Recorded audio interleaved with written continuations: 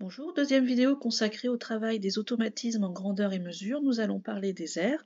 Vous pouvez vous référer à la première vidéo pour le rappel des formules. Je vous refais défiler rapidement les différentes formules qui sont donc du programme de collège. Nous allons aujourd'hui nous attaquer à une série de 4 questions sous la forme de QCM pour suivre les modalités de ce qui va être proposé lors de l'épreuve du bac en classe de première.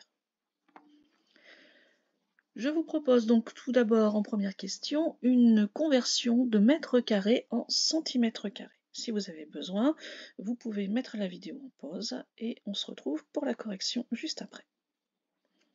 Donc ce qu'il faut savoir, c'est que dans le tableau de conversion pour les unités d'air, vous allez systématiquement avoir un décalage de 2 colonnes.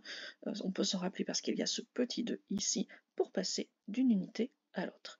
C'est-à-dire que 1 mètre carré va donner 100 décimètres carrés et 1 décimètre carré va donner 100 centimètres carrés. Donc pour passer des mètres carrés au centimètre carré, nous allons devoir décaler notre virgule de 4 rangs vers la droite. Donc premier rang, on va passer derrière le 3 et il va nous rester 3 rangs de 0 à aller ajouter. Votre réponse sera donc 73 000 centimètres carrés. C'est une perte de temps entre guillemets, mais si vous en avez besoin, vous pouvez encore tracer votre tableau sur votre feuille.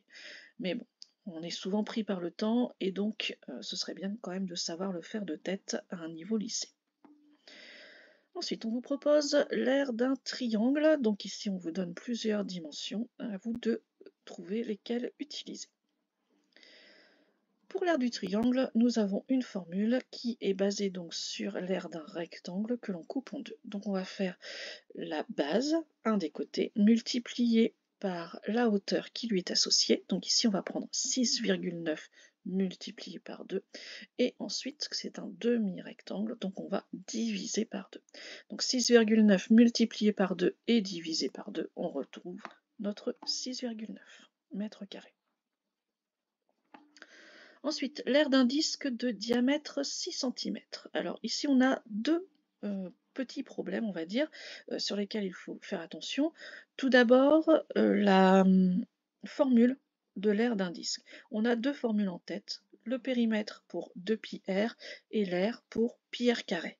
Et si on parle en plus de sphère et de boule, vous avez aussi le 4πr carré, le 4 tiers de πr cube qui viennent un peu vous embêter. Donc attention à bien choisir l'aire d'un disque, c'est πr carré.